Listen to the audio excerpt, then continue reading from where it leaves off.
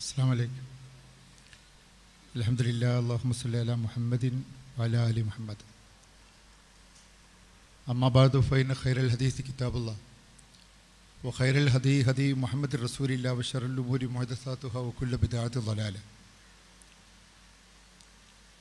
ബഹുമാന്യനായ അധ്യക്ഷൻ, വേദിയിലുള്ള മഹത്തുക്കളെ, പ്രിയപ്പെട്ട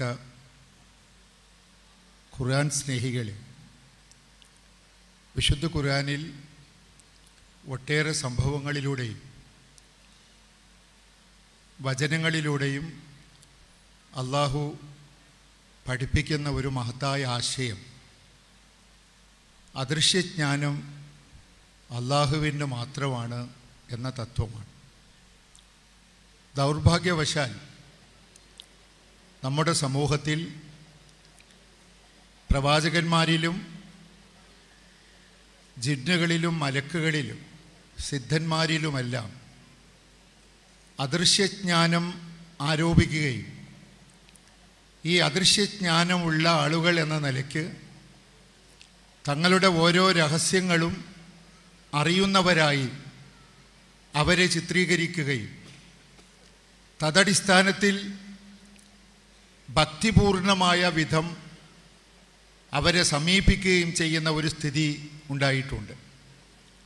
ആലമുൽ ഗൈബെ വെളിച്ചമായി കണ്ടോവർ എന്ന് മുഹീദ്ദീൻ ഷെയ്ഖിനെ കുറിച്ചും നബി സല്ലല്ലാഹു അലൈഹി വസല്ലമയ്ക്ക് ഈ ലോകത്തിൻ്റെയും അദൃശ്യ ലോകത്തിൻ്റെയും അഥവാ ഈ ലോകത്തിൻ്റെയും പരലോകത്തിൻ്റെയും സൃഷ്ടിപ്പ് അല്ലെങ്കിൽ അതിൻ്റെ മുഴുവൻ ഉത്തരവാദിത്വവും അദ്ദേഹത്തിനാണ്, അല്ലെങ്കിൽ താങ്കളുടെ ഔദാര്യമാണ് ഇഹവും പരവും എന്ന് പ്രവാചകനോടും ഈ ലൗഹിൻ്റെയും കലമിൻ്റെയും സർവജ്ഞാനങ്ങളും താങ്കൾക്ക് ലഭിച്ചിരിക്കുന്നുവെന്നും അദ്ദേഹത്തെ പാടിപ്പുകഴ്ത്തുന്ന സ്ഥിതി ഉണ്ടായത് ഈ തെറ്റിദ്ധാരണയിൽ നിന്നാണ്. ആദിമ മനുഷ്യനെ സൃഷ്ടിച്ച സമയത്തു തന്നെ ഖുർആൻ പറഞ്ഞ ആ സൃഷ്ടിപ്പ് അറിയിച്ച സാഹചര്യം തന്നെ നമുക്ക് വായിച്ചു നോക്കിയാൽ അറിയാം.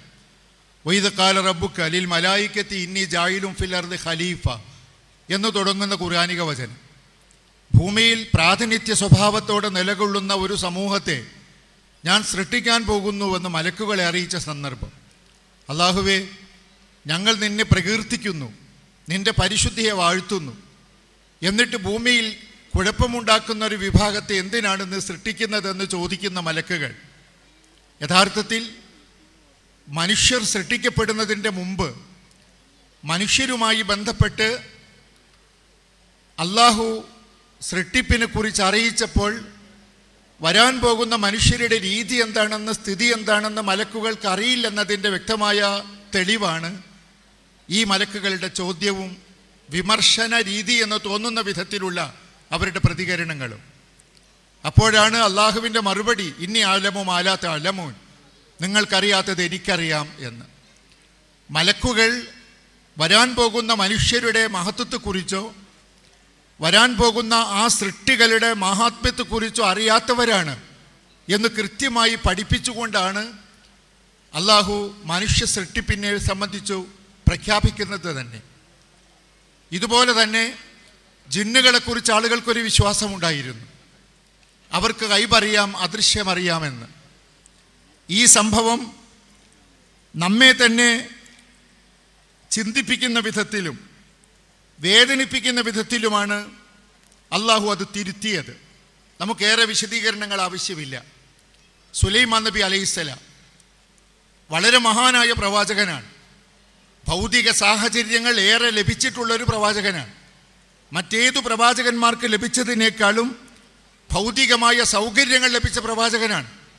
ആ പ്രവാചകന് ലോകത്തെ മറ്റേതു പ്രവാചകന്മാർക്കും ഇല്ലാത്ത വിധം ജിന്നുകളെ അള്ളാഹു കീഴ്പ്പെടുത്തി കൊടുത്തു. നാം ആ കഥ പഠിച്ചിട്ടുണ്ട് വിശുദ്ധ ഖുർആനിലൂടെ.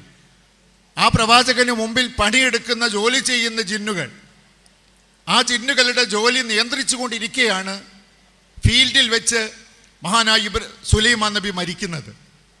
ആ മരണവാർത്ത വിശുദ്ധ ഖുർആൻ നമ്മെ അറിയിക്കുന്നത് ഇപ്രകാരമാണ്: ഫലമ്മാ ഖലൈനാ അലൈഹിൽ മൗത്ത് മാ ദല്ലഹും അലാ മൗതിഹി ഇല്ലാ ദാബത്തുൽ അർള്.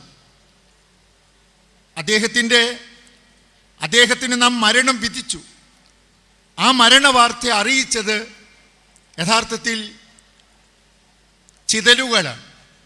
തൗക്കുലു മിൻ സഅതഹു, അദ്ദേഹം ഊന്നി നിന്നിരുന്ന വടി ചിതലരിച്ചപ്പോഴാണ്, അദ്ദേഹം മറിഞ്ഞു വീണപ്പോഴാണ് അദ്ദേഹത്തിൻ്റെ മരണം സ്ഥിരീകരിക്കപ്പെട്ടത്. ഫലമ്മാ ഖറ തബയ്യനത്തിൽ ജിന്ന് അല്ലൗ കാനൂ യഅലമൂനൽ ഗൈബ് മാ ലബിസൂ ഫിൽ അദാബിൽ മുഹീൻ. ജിന്നുകൾക്കൊരു കാര്യം ബോധ്യമായി. മഹാനായ സുലൈമാൻ നബി ഊന്നി നിന്ന ഊന്നുവടിയിൽ തന്നെ നിന്നുകൊണ്ട് അഥവാ ഇരുന്നു കൊണ്ട് അദ്ദേഹം മരിച്ചു. എങ്ങനെയാണെന്നൊന്നും ഖുർആൻ വ്യക്തമായി പറഞ്ഞിട്ടില്ല. ആ ഊന്നുവടിയിലായിരുന്നു അദ്ദേഹം അപ്പോഴും. അത് ചിതലരിച്ചു മറിഞ്ഞു വീണപ്പോഴാണ് അദ്ദേഹം മരിച്ചു എന്നവർ മനസ്സിലാക്കുന്നത്. അപ്പോൾ അവർക്കൊരു കാര്യം ബോധ്യമായി, ജിന്നുകൾക്ക്, തങ്ങൾക്ക് ഗൈബ് അറിയാമെങ്കിൽ ഈ നിന്ദ്യമായ ശിക്ഷയിൽ ഞങ്ങൾ ഒരിക്കലും കഴിഞ്ഞുകൂടേണ്ടി വരില്ലായിരുന്നു എന്നവർക്ക് ബോധ്യമായി.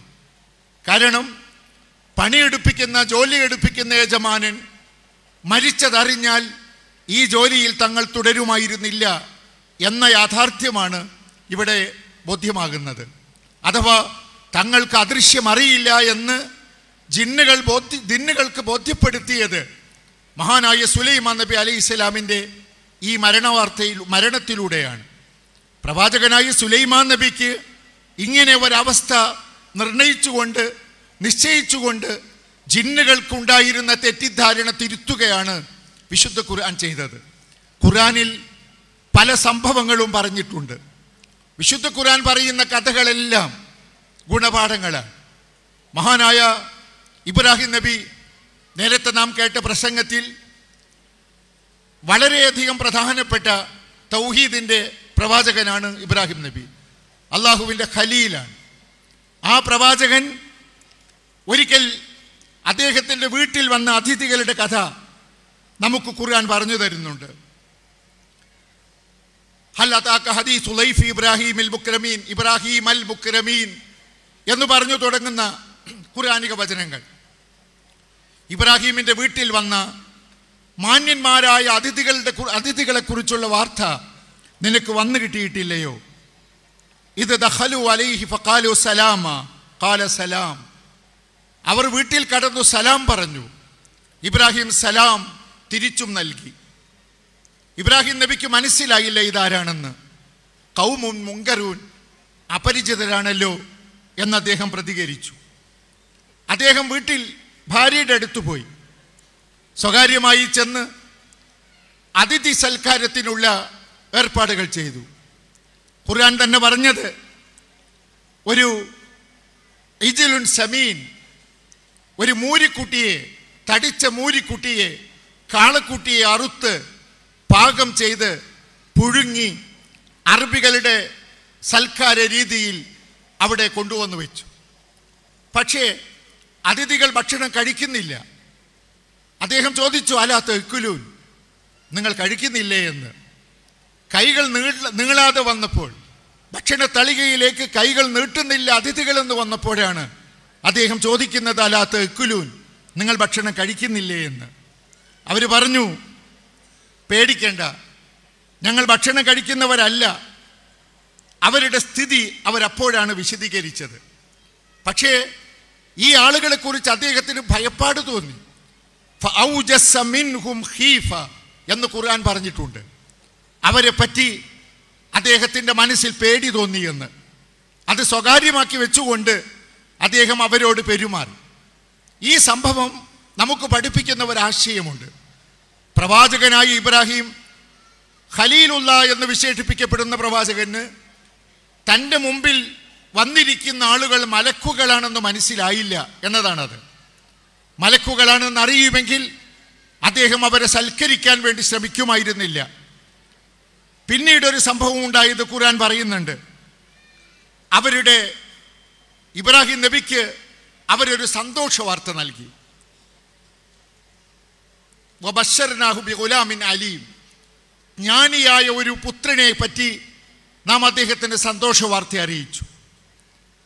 മലക്കുകൾ സന്തോഷ വാർത്ത അറിയിച്ചപ്പോൾ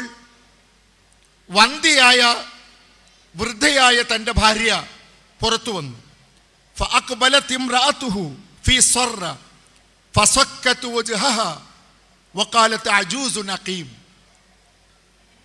ആ സ്ത്രീ പുറത്തു വന്നു, സാറ, മഹദി സാറ, ഇബ്രാഹീമിന് ഒരു പുത്രനുണ്ടാകും എന്ന് മലക്കുകൾ പറഞ്ഞപ്പോൾ, മലക്കുകൾ വഴി സന്തോഷ വാർത്ത അറിയിക്കപ്പെട്ടപ്പോൾ അവർ പുറത്തു വന്നു ഒരു ശബ്ദമുണ്ടാക്കിക്കൊണ്ട്.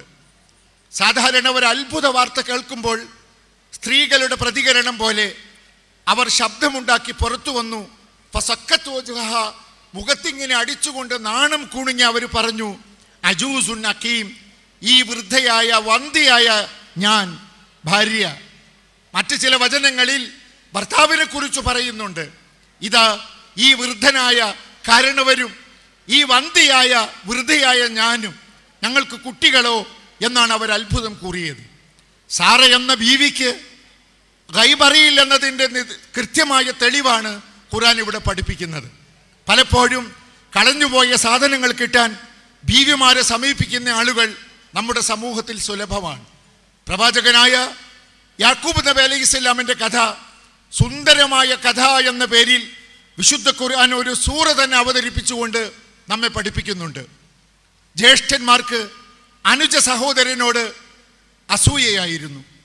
അയാളെ അപകടപ്പെടുത്താൻ തീരുമാനിച്ചുകൊണ്ട് നായാട്ടിന് പോകുമ്പോൾ മകനെ ഞങ്ങളുടെ കൂടെ പറഞ്ഞയക്കണമെന്ന് പറയുന്ന ജ്യേഷ്ഠന്മാർ.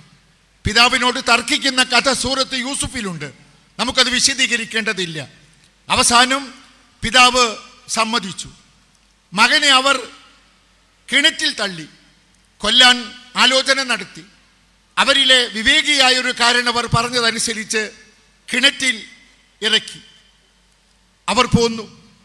പിതാവിനോട് ഒരാടിനെ അറുത്ത് കുപ്പായത്തിൽ രക്തം പുരട്ടി കള്ളച്ചോര എന്ന് ഖുർആൻ വിശേഷിപ്പിച്ച ബിദമിൻ കദിബ് എന്ന് വിശേഷിപ്പിച്ച ആ ചോര പുരട്ടി പിതാവിനെ ചതിക്കാൻ നോക്കി. അപ്പോഴൊന്നും മഹാനായ പ്രവാചകൻ യാക്കൂബിന് തൻ്റെ മക്കളുടെ ഗൂഢാലോചന മനസ്സിലായില്ല. യാക്കൂബ് നബി അലൈഹിസ്സലാം വീണ്ടും ഒരുപാട് കാലം പ്രാർത്ഥനാ നിരതമായി ജീവിച്ചു.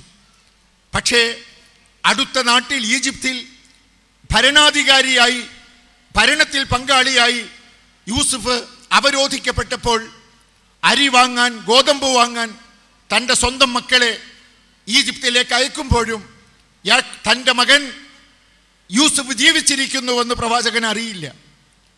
തൻ്റെ സ്വന്തം മകൻ്റെ അടുത്തേക്കാണ് മൂത്ത മക്കളെ പറഞ്ഞയക്കുന്നതെന്നും പ്രവാചകൻ അറിയുമായിരുന്നില്ല. വർഷങ്ങൾക്ക് ശേഷം, അഥവാ കുറേ കാലങ്ങൾക്ക് ശേഷമാണ് യൂസുഫ് നബി അലൈഹിസ്സലാം തന്നെ തൻ്റെ ജ്യേഷ്ഠ സഹോദരന്മാരോട്, ഞാൻ യൂസുഫാണ്, പിതാവിനെയും മാതാവിനെയും കൂട്ടി വരണം എന്നാവശ്യപ്പെടുന്നത്. അപ്പോഴാണ് യാക്കൂബ് നബി അലൈഹിസ്സലാം എന്ന മഹാനായ പ്രവാചകന് തൻ്റെ മകൻ ജീവിച്ചിരിക്കുന്നുണ്ടെന്ന വിവരം അറിയാൻ കഴിഞ്ഞത്. ഇത് ഖുർആൻ പഠിപ്പിക്കുന്ന സത്യമാണ്, യാഥാർത്ഥ്യമാണ്. മഹാനായ മൂസ അലൈഹിസ്സലാം പ്രമുഖ പ്രവാചകൻ ഇസ്രായേലിൽ പ്രസംഗകനായി എഴുന്നേറ്റ് നിന്നപ്പോൾ അദ്ദേഹത്തോട് ആളുകൾ ചോദിച്ചു, ആരാണ് ഭൂമുഖത്തെ ഏറ്റവും വലിയ വിവരമുള്ള ആളെന്ന്? ജ്ഞാനി എന്ന്. അദ്ദേഹം പറഞ്ഞു, പ്രവാചകനാണ് ഏറ്റവും അറിവുള്ളവൻ, ആയതിനാൽ ഞാനാണ് എന്നായിരുന്നു മൂസയുടെ മറുപടി. മൂസ അലൈഹിസ്സലാമിൻ്റെ ഈ മറുപടി, ഭൂമിയിൽ ഏറ്റവും വിവരമുള്ളവൻ ഞാനാണ് എന്നത് അള്ളാഹു തന്നെ പരീക്ഷിക്കുവാൻ നിമിത്തമാണ്. ആ പരീക്ഷണം തൊട്ടടുത്തുള്ള 2 സമുദ്രങ്ങൾ സന്ധിക്കുന്ന ആ പ്രദേശത്ത് നമ്മുടെ ഒരു ദാസനുണ്ട്, നീ അവനെ കാണണം എന്ന നിർദ്ദേശം നൽകിക്കൊണ്ടായിരുന്നു ഈ പരീക്ഷണം. വലിയക്കാരനെ കൂട്ടി മൂസാ നബി ആ സ്ഥലത്തേക്ക് പുറപ്പെട്ടു. ആ ദൈവദാസനെ കാണാൻ പ്രവാചകനായ ഖിളറായിരുന്നു അത്. ഖളിർ അലൈഹിസ്സലാം അവിടെ ഉണ്ട്. ആ വാർത്തയൊന്നും നേരത്തെ അള്ളാഹു അറിയിച്ചില്ല.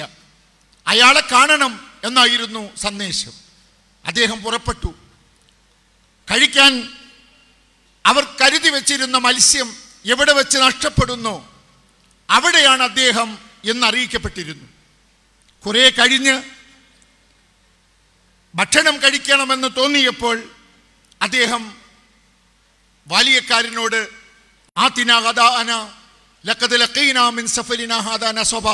എന്ന് പറയുന്ന ഭാഗം നമുക്ക് സൂറത്തുൽ കഹ്ഫ് വായിക്കുന്നവർക്കൊക്കെ ഓർമ്മയുള്ളതാണ്. വല്ലാത്ത ക്ഷീണം അനുഭവപ്പെടുന്നു, പ്രയാസം തോന്നുന്നു, ഭക്ഷണം തരൂ എന്ന് പറഞ്ഞപ്പോഴാണ് അയാൾ പറയുന്നത് ആ മത്സ്യം നഷ്ടപ്പെട്ടു പോയി, കുറച്ചകലെ ഒരു സ്ഥലത്ത് നിന്ന് അത് ചാടിപ്പോയി. എന്തു ചെയ്യാനാണ്? എനിക്ക് മറതി പറ്റി. ഒമാൻസാനിഹുല്ല ഷൈത്താൻ, പൈശാചികമായിരുന്നു എൻ്റെ മറതി, അങ്ങയെ ഓർമ്മിപ്പിക്കാൻ എനിക്ക് കഴിഞ്ഞില്ല എന്ന് പരിഭവിക്കുന്ന വലിയക്കാരൻ. അങ്ങനെ അവർ വീണ്ടും വന്ന വഴിക്ക് തന്നെ തിരിച്ചു പോവുകയാണ്. അവിടെ വെച്ച് ഖദർ അലൈഹിസ്സലാമിനെ കാണുകയാണ്. ഖദർ എന്ന പ്രവാചകനോട് മൂസ അലൈഹിസ്സലാം പറഞ്ഞത്, എനിക്ക് നിങ്ങളിൽ നിന്ന് പഠിക്കണം, ഞാൻ താങ്കളുടെ കൂടെ സഹയാത്രികനായി വരാം, പക്ഷെ ഒരു ഉപാധി വെച്ചു, ഒന്നും ചോദിക്കരുത്, ഞാൻ പറയുന്ന കാര്യങ്ങളൊക്കെ കേട്ടുകൊള്ളുക, കണ്ടുകൊള്ളുക, ചോദ്യം ചെയ്യാൻ പാടില്ലെന്നായിരുന്നു ഉപാധി. അദ്ദേഹം അനുസരിച്ചു. ഞാൻ ആ കഥ ഈ ഉത്ബുദ്ധമായ സദസ്സിന് മുമ്പിൽ വിശദീകരിക്കുന്നത് അനൗചിത്യമാണെന്ന് തിരിച്ചറിയുന്നതിനാൽ അത് നിർത്തുകയാണ്. ഉണ്ടായ സംഭവങ്ങളൊക്കെ നമുക്ക് വായിച്ചെടുക്കാൻ പറ്റും. എന്തിനാണ് ഇത്ര മനോഹരമായ ഒരു കഥ ഖുർആൻ നമുക്ക് പഠിപ്പിച്ചു തന്നത്? മൂസ എന്ന പ്രവാചകൻ ജീവിച്ചിരിക്കുന്ന കാലം, തൊട്ടടുത്ത് ജീവിക്കുന്ന ഖദറിനെ കുറിച്ച് ഒരറിവ് പോലും മൂസാ നബിക്കില്ല എന്നത് സത്യം. മൂസാ നബി അലൈഹി ഇസ്ലാമിൻ്റെ കൂടെ സഹയാത്രികനായി നടന്നപ്പോൾ ഖദർ കേടുവരുത്തിയ കപ്പൽ എന്തിനാണ് കേടുവരുത്തിയതെന്ന്, തൊട്ടടുത്ത് നിന്ന് സംഭവിക്കുന്ന കാര്യങ്ങളെക്കുറിച്ച് പോലും, സ്വന്തം സഹയാത്രികൻ ചെയ്യുന്ന കാര്യത്തെക്കുറിച്ച് പോലും പ്രവാചകനായ മൂസാ നബിക്ക് അറിയുന്നില്ല എന്ന സത്യം. ഒരു കുട്ടിയെ കൊലപ്പെടുത്തിയത് ക്രൂരമായി പോയി എന്ന പ്രതികരണം ശേഷം അദ്ദേഹം വിശദീകരിച്ചപ്പോൾ മാത്രമാണ് എന്തിനാണിത് എന്ന് അദ്ദേഹം തിരിച്ചറിയുന്നത്. കേടുവന്ന മതിൽ, ചരിഞ്ഞു വീഴാറായ മതിൽ നന്നാക്കിയപ്പോൾ ചോദ്യം ചെയ്ത മൂസയെ പിന്നീട് എന്തിനാണ് താനിത് ചെയ്തതെന്ന് അറിയിച്ചപ്പോൾ മാത്രമാണ് മൂസാ നബിക്ക് കാര്യം മനസ്സിലാകുന്നത്. ഈ വിധത്തിൽ വിശുദ്ധ ഖുർആൻ സത്യസന്ധമായി, വളരെ ബുദ്ധിപൂർവമായി ഉദാഹരണങ്ങളിലൂടെ, കഥകളിലൂടെ മുസ്ലിം സമൂഹത്തെ പഠിപ്പിക്കുന്ന മഹത്തായ ആശയമാണ് ഗൈബ് അള്ളാഹുവിന് മാത്രമാണ് അറിയുക എന്ന്. പ്രവാചകനോ മലക്കുകൾക്കോ ജിന്നുകൾക്കോ ഒരു സൃഷ്ടിക്കും ഖുൽ ലാ യഅലമു മൻ ഫിസ് സമാവാതി വൽ അർദിൽ ഗൈബ ഇല്ലല്ലാഹ്, പറയുക പ്രവാചക, ആകാശഭൂമികളിൽ ഒരാളും അല്ലാഹു അല്ലാതെ ഒരാളും ഗൈബ് അറിയുകയില്ല എന്ന സത്യം വളരെ ശക്തമായി പഠിപ്പിക്കുന്നതാണ് വിശുദ്ധ ഖുർആൻ. എന്നിട്ട് എന്തുകൊണ്ടാണ് ഗൈബ് അല്ലാഹു അല്ലാത്തവർക്കറിയാം എന്നൊരു വിശ്വാസം ഈ സമൂഹത്തിൽ പ്രചരിപ്പിക്കപ്പെട്ടത് എന്ന് നമ്മൾ ആലോചിക്കണം. വളരെ പ്രധാനപ്പെട്ട ഒരു സംഭവമാണ് മുഹമ്മദ് നബിയുടെ ജീവിതത്തിലൂടെ നമുക്ക് അല്ലാഹു പഠിപ്പിച്ചത്. സ്വന്തം ഭാര്യയെ പറ്റി അപവാദം പ്രചരിപ്പിക്കപ്പെട്ടു. പ്രിയപ്പെട്ട തൻ്റെ സ്വന്തം ഇഷ്ടപ്പെട്ട ഭാര്യയെ പറ്റി അപവാദം പ്രചരിപ്പിക്കപ്പെട്ടു. സഫ്വാനുമായി ചേർത്ത് കപടന്മാരുടെ നേതാവ് മെനഞ്ഞുണ്ടാക്കിയ കള്ളക്കഥ ആളുകളുടെ ഇടയിൽ പ്രചരിച്ചു. നബിക്ക് പോലും തെറ്റിദ്ധാരണയായി. പ്രവാചകൻ ആയിഷയെ വീട്ടിൽ കൊണ്ടാക്കി. ഒരു മാസകാലം പ്രവാചക കുടുംബത്തിൽ പ്രതിസന്ധി ഉണ്ടായി. ആയിഷയോട് ചെന്ന് തിരുനബി സലാം പറയും, കൈഫത്തീക്കും എന്ന് മാത്രം ചോദിക്കും. എന്തുണ്ട് വിശേഷം? തീർന്നു. തന്നോട് സല്ലപിക്കുന്ന, തന്നോട് എപ്പോഴും നല്ല ഭാഷയിൽ സംസാരിക്കുന്ന, തന്നോട് തമാശ പറയുന്ന പ്രവാചകൻ എന്തുണ്ട് വിശേഷം എന്ന് ചോദിച്ച് തിരിച്ചു പോരുന്നതിൽ ദുഃഖിതയായ ആയിഷ പലപ്പോഴും കരഞ്ഞു എൻ്റെ കണ്ണുനീർ വറ്റി എന്ന് പറയാൻ മാത്രം ദുഃഖം അവർക്കുണ്ടായി. നമുക്കറിയേണ്ടത്, ആ പ്രവാചകൻ ഒരു മാസകാലം പ്രതിസന്ധി നീണ്ടുനിന്ന ഈ പ്രതിസന്ധിക്ക് പരിഹാരം ഉണ്ടായത് അള്ളാഹുവിൻ്റെ ഗ്രന്ഥത്തിലൂടെ ഈ സംഭവം അനാവരണം ചെയ്തപ്പോഴാണ്. എല്ലാവർക്കും അറിയുന്നൊരു സംഭവം. ഈ പച്ചയായ യാഥാർത്ഥ്യം നമ്മെ പഠിപ്പിക്കുന്നത് എന്താണ്? അള്ളാഹുവിന് മാത്രമാണ് ആലിമുൽ ഗൈബി വസ്സമാവാത്ത്, അള്ളാഹു മാത്രമാണ്. ലഹു മഖാലീദു സമാവാതി വൽ അർള്, ആകാശഭൂമികളുടെ ഖജനാബുകളുടെ താക്കോലുകൾ അള്ളാഹുവിൻ്റെതാണ്. വഇൻദഹു മഫാത്തിഹുൽ ഗൈബ്, അദൃശ്യങ്ങളുടെ താക്കോലുകൾ അള്ളാഹുവിങ്കലാണ്. അത് മറ്റാരുടെയും കുത്തകയല്ല, അള്ളാഹുവിൻ്റെ മാത്രം കുത്തകയാണ്. പ്രവാചകനോ മലക്കോ ജിന്നോ വലിയോ ആലിമുൽ ഗൈബാണെന്ന് പറയുന്നത് മതവിരുദ്ധമാണ്, തൗഹീദിന് വിരുദ്ധമാണ്. അള്ളാഹു നമ്മെ അനുഗ്രഹിക്കട്ടെ. വാഖിർ ദഅ്വാനാ അൽഹംദുലില്ലാഹി റബ്ബിൽ ആലമീൻ.